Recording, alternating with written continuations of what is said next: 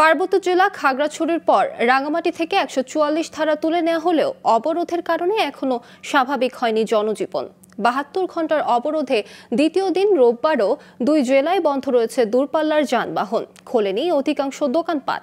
খাগড়াছড়ি শহরের বেশ কিছু স্থানে অটোরিকশা চলাচল করলেও রাঙামাটি শহরের ভেতর চলছে না কোনো যানবাহন। তবে খানিকটা স্বাভাবিক রয়েছে বান্দরবান জেলা। পুলিশ কর্মকর্তারা জানিয়েছেন, গুরুত্বপূর্ণ স্থানে আইন শৃঙ্খলা রক্ষাকারী বাহিনীর সদস্যরা টহল দিচ্ছে। প্রতিনিধিদের পাঠানো তথ্য চিত্র ডেস্ক রিপোর্ট।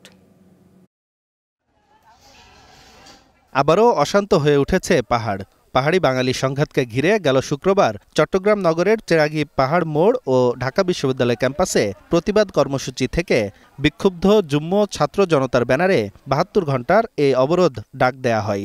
সমর্থন দিয়েছে সংঘাত ও বৈষম্য বিরোধী পাহাড়ি ছাত্র আন্দোলন নামের সংগঠন। এছাড়া পার্বত্য এলাকার আঞ্চলিক দল ইউনাইটেড পিপলস ডেমোক্রেটিক ফ্রন্টও অবরোধে সমর্থন দেয়। ফলে শনিবার সকাল ৬টা থেকে সড়ক ও নৌপথ অবরোধ শুরু হয়। অবরোধের দ্বিতীয় দিন খাগড়াছড়ি থেকে দূরপাল্লার কোনো যানবাহন ছেড়ে যায়নি। তবে শহরের শাপলা চত্বর, আদালত চত্বর, bus terminal, Chengi square, Madhupur সড়কসহ আশপাশের ব্যাটারি চালিত অটোরিকশা চলাচল স্বাভাবিক রয়েছে। আর সাধারণ যাত্রীদের জীবনের নিরাপত্তার কথা চিন্তা করে বন্ধ রাখা হয়েছে যানবাহন চলাচল। বিভিন্ন গ্রামগঞ্জের দিকে আতঙ্ক বিরাজ করতেছে, পাহাড়ের মধ্যে বাঙালির মতো। কারণ সর্বোপরি পৌর এলাকার অবস্থা ভালো, ভিতরের অবস্থা এখন আতঙ্ক বিরাজ করতেছে। বর্তমানে লোকজন নাই, ৩ দিনের অবরোধ দিচ্ছে। অবরোধ আমরা ব্যবসা বাণিজ্য আমরা একবারে নীরব বসে আছি। খাগড়াছড়ি পুলিশ সুপার আরেফিন জুয়েল জানান, প্রতিটি গুরুত্বপূর্ণ স্থানে আইনশৃঙ্খলা রক্ষাকারী বাহিনীর সদস্যরা টহলে রয়েছে। তবে গুলিবিদ্ধ হয়ে হতাহতের ঘটনায় এখনও কোনো মামলা হয়নি বলে জানান খাগড়াছড়ি সদর থানার ভারপ্রাপ্ত কর্মকর্তা আব্দুল বাতেন মৃধা।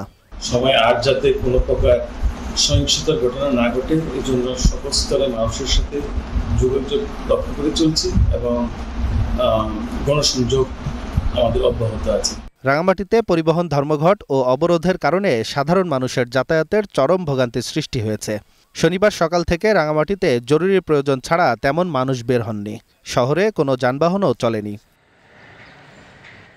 এছাড়া রাঙামাটি চট্টগ্রাম, রাঙামাটি খাগড়াছড়ি, রাঙামাটি কাপ্তাই, বান্দরবান রুটেও দূরপাল্লার কোনো যানবাহন চলাচল করেনি। যান চলাচল বন্ধ থাকায় সাধারণ যাত্রীরা চরম দুর্ভোগে পড়েছেন। এদিকে রোববার বেলা ১১টার দিকে রাঙামাটিতে ১৪৪ ধারা তুলে নেওয়া হয়েছে বলে জানিয়েছেন জেলা প্রশাসক মোহাম্মদ মোশাররফ হোসেন খান।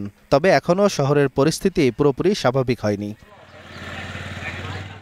দুপুরে রাঙামাটি জেলা প্রশাসক মোহাম্মদ মোশাররফ হোসেন খান ও police super doctor S M. Farhad Hossain ক্ষতিগ্রস্ত এলাকা পরিদর্শন করেছেন। এ সময় তারা দোষীদের আইনের আওতায় আনার হুঁশিয়ারি দেন। ক্ষয়ক্ষতির পরিমাণ নিরূপণে একটি কমিটি কাজ করছে বলেও জানিয়েছেন তারা। কোনো অপরাধকারী যে আইন হাতে তুলে নিয়েছে তিনি কোনোভাবে ছাড়া পাবেন না। প্রত্যেকটা ব্যক্তির কাছে গত বুধবার খাগড়াছড়ি সদরে মোটরসাইকেল চুরিকে নিয়ে গণপিটুনিতে মামুন নামের এক বাঙালি যুবকের মৃত্যুর পর সংঘর্ষ শুরু হয়। পরদিন জেলা সদরে সংঘর্ষ ও গুলির ঘটনায় ৪ জন নিহত ও আহত হন কমপক্ষে ৭২ জন। এরপর সংঘাত ছড়িয়ে পড়ে রাঙামাটি ও বান্দরবান জেলায়। Global television news desk.